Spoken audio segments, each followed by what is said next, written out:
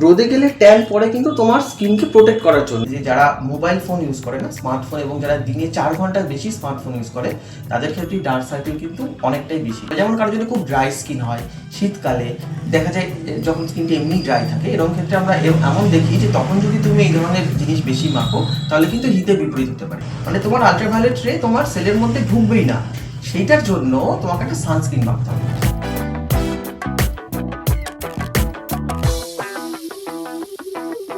Sir বলছি, মুখে tan পড়ে গেলে, মানে রোদে বেরোলে পরে ট্যান পড়ে গেলে আমরা বাড়িতে, মানে আমি আর কি বাড়িতে ওই টমেটো দিই বা টক দই দিই, তো এটা কতটা ভালো স্কিনের জন্য? মানে এটা দেওয়া যেতে পারে? রোদে গেলে ট্যান পড়ে কিন্তু তোমার স্কিনকে প্রোটেক্ট করার জন্য। আগে এটা বোঝো, তুমি যখন রোদে যাচ্ছ তখন রোদের যে আলট্রাভায়োলেট রে আছে সেটা তোমার স্কিনকে ড্যামেজ করতে পারে। যাতে ড্যামেজ না হয় তার জন্য শরীর কি করে, অটোমেটিক কিছু মেলানিন যে পিগমেন্টগুলো আছে সেগুলো অ্যাকচুয়ালি কিন্তু তোমার সেলটাকে রক্ষা করার জন্যই তার কাজ, সেটাই তার কাজ। তো সেটা যদি না থাকতো তাহলে কি হতো বলো তো, তাহলে ওই যে আলট্রাভায়োলেট রেটা তোমার স্কিনের কিন্তু ড্যামেজ করতে পারতো, সেটা থেকে অনেক রকম রোগ, এমনকি ক্যান্সারও হতে পারে। এই জন্য ট্যান জিনিসটা প্রথমত খারাপ নয়, এবং ট্যান অ্যাকচুয়ালি ওই অর্থে ঠিক রিমুভ করাও যায় না, কারণ মেলানিন যেটা তৈরি অলরেডি হয়ে গেছে এবং তোমার স্কিনের ওপরে এরকমভাবে একটা ছাতার মতন লেয়ারে তৈরি হয়ে যায় ওটা, মানে মেলানোসাইটগুলো, তো ওটাকে তুমি ওইভাবে রিমুভ করতে পারবে না কখনোই।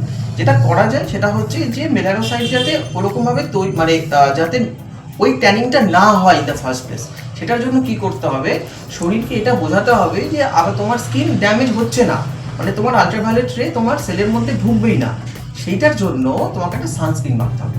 তুমি যদি আগে থেকে প্রপার সানস্ক্রিন মাখো, যেটা কিনা তোমার স্কিন টাইপকে ম্যাচ করবে বা তোমার অন্যান্য যে কনসার্ন আছে তাকে ম্যাচ করবে, তুমি যদি সেই সানস্ক্রিনটা মাখো তাহলে দেখবে তোমার ট্যানিং হচ্ছেই না। আর যদি একবার ট্যান পড়ে যায় তাহলে তুমি ওটাকে জাস্ট কিছুদিন ওয়েট করো, ওটা আস্তে আস্তে ঠিক উঠে যাবে। ওইটার জন্য তুমি অন্যান্য, মানে দেখো ব্যাপারটা এটা ঠিকই যে তুমি যেই জিনিসগুলো বলছো তাতে রংটা একটু হালকা হয়, কিন্তু ওই হালকা হওয়াটা আর ওই ডিপ হওয়াটা, রংটা যে একটু ডিপ হয়ে গেল, মানে ট্যানিং মানে তো আসলে তাই, এই দুটো ঠিক একটা অন্যের পরিপূরক নয় কিন্তু ব্যাপারটা, ঠিক আছে? তো যেটা করতে হবে আমাদের সেটা হচ্ছে, 1 নম্বর হচ্ছে ট্যানিং যাতে না পড়ে, এটা ইন দ্য ফার্স্ট প্লেস।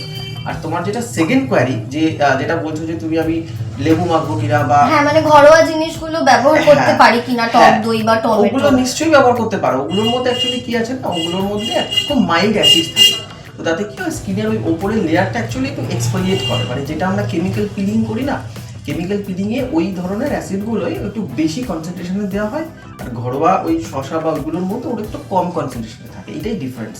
কম থাকার জন্য সেটা ঘরোয়া পদ্ধতি, আর সেটাই যখন খুব স্ট্রং ভাবে যায় তখন সেটা হয়ে যায় ডাক্তারি পদ্ধতি। এবার দেওয়া যেতে পারে, কিন্তু এখানে কতগুলো জিনিস বুঝতে হবে। যেমন আমরা যখন কেমিক্যাল ফিলিং চেম্বারে করব, তার প্রচুর নিয়ম কানুন থাকে, অনেক কিছু ফ্যাক্টর দেখতে হয়।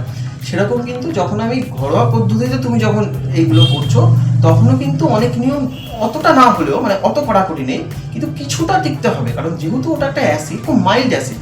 যেমন ধরো তুমি, এটা তো সবাই জানে যে ভিটামিন সি মানে আসলে অ্যাসকর্বিক অ্যাসিড, মানে যেটা খুব মাইল্ড একটা অ্যাসিড। কিন্তু মাইল্ড অ্যাসিড হওয়া সত্ত্বেও যেহেতু ওটা একটা অ্যাসিডিক প্রোডাক্ট, তার মানে কিন্তু আমি কিছু নিয়ম, বেসিক নিয়ম আমাকে মানতে হবে। যেমন কারো যদি খুব ড্রাই স্কিন হয়, শীতকালে দেখা যায় যখন স্কিনটা এমনি ড্রাই থাকে, এরকম ক্ষেত্রে আমরা এমন দেখি যে তখন যদি তুমি এই ধরনের জিনিস বেশি মাখো তাহলে কিন্তু হিতে বিপরীত হতে পারে। তার মানে স্কিন কেয়ারের ক্ষেত্রে তুমি যদি যেটাকে তুমি ঘরোয়া ভাবছো বা ন্যাচারাল ভাবছো, আসলে ঠিক ন্যাচারাল বলে কিছু নেই। দেখো তোমার ওইটার মধ্যেও যেগুলো আছে না, লেবু বা তোমার শসা, দই, ওগুলোর মধ্যেও যেগুলো আছে সেগুলো আসলে কেমিক্যাল, মানে ওগুলো প্রাকৃতিক সোর্স থেকে পাওয়া কেমিক্যাল। সুতরাং তুমি কেমিক্যালের বাইরে কিন্তু কিছু নেই। তাহলে কোন কেমিক্যালটা কিভাবে কাজ করে কি না হয় সেটা কিন্তু তোমার সঠিক নিয়ম মানতে হবে। বা সেটা যদি এটা ঠিক যে তুমি যেহেতু ওগুলো খুব মাইল্ড, যদি কিছু প্রবলেমও হয় সেরকম বেশি প্রবলেম কিছু হবে না, আর যদি কোনো প্রবলেম হয় তুমি আমাদের কাছে আসতে পারো। বাট এটা জেনে রাখো যে আমি ঠিক ট্যানিং তোলার জন্য তুমি ওইটা কিন্তু করতে পারবে না।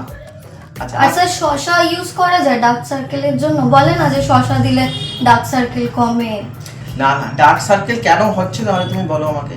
ডার্ক সার্কেল হচ্ছে তার কারণ হচ্ছে, কিন্তু দেখো ডার্ক সার্কেল অনেকগুলো টাইপের হতে পারে। মানে কেউ যদি ডার্ক সার্কেল নিয়ে আসে, ফার্স্টে আমরা কি করে বলতো, স্কিনটা এইভাবে টেনে দেখি যে এটা করলে না বিভিন্ন ধরনের ডার্ক সার্কেলের মধ্যে ডিফারেন্স বোঝা যায়। এবার এক এক ধরনের ডার্ক সার্কেলের ট্রিটমেন্ট এক এক রকম, কিন্তু সবচেয়ে কমনলি যে ডার্ক সার্কেলটা আমরা পাই সেটা হচ্ছে বেসিক্যালি ভাস্কুলার প্যাটার্নে। সেই ডার্ক সার্কেলগুলো কিন্তু মানে কিছু ওষুধ আছে সেগুলো দিয়ে একমাত্র যাবে। তোমার সেগুলো দিয়েও অ্যাকচুয়ালি যে খুব যায় তা নয়, মানে রেসপন্সটা কিন্তু লিমিটেড, ঠিক আছে? তো এটাকে প্রিভেন্ট করতে বলে সব থেকে ভালো, আর ডার্ক সার্কেল প্রিভেন্ট করার সব থেকে ভালো উপায় হচ্ছে স্ট্রেস কমানো এবং রাতে ঠিক মতন হচ্ছে ঘুমানো। এরকম একটা স্টাডি রিসেন্টলি আমরা দেখেছি যে যারা মোবাইল ফোন ইউজ করে না, স্মার্টফোন, এবং যারা দিনে 4 ঘন্টার বেশি স্মার্টফোন ইউজ করে, তাদের ক্ষেত্রে ডার্ক সার্কেল কিন্তু অনেকটাই বেশি। তাই যদি স্মার্টফোন তুমি ইউজ করো, বিশেষ করে রাত্রিবেলা যখন চারদিকটা অন্ধকার হয়ে গেছে, তুমি রাত্রিবেলা হয়তো মোবাইল দেখেই যাচ্ছ, ওইটা খুব একটা ভালো ব্যাপার নয়, ঠিক আছে? চেষ্টা করবো ওইটা না করতে। আরেকটা জিনিস হচ্ছে, তুমি যেটাকে ডার্ক সার্কেল ভাবছো সেটা কিন্তু অন্য কিছুও হতে পারে। যেমন আমি তোমার ফেস দেখেই বুঝতে পারছি তোমার এইখানে যে ডার্কনেসটা আছে, এই যে ডার্কনেসটা, এটা কিন্তু ঠিক তুমি যাকে ডার্ক সার্কেল বলছো সেই ডার্কনেস না, এটার মধ্যে কিন্তু মেটাবলিক কম্পোনেন্ট আছে। এটার কিন্তু অন্য ট্রিটমেন্ট এবং অন্য ডায়াগনোসিস লাগবে এর জন্য।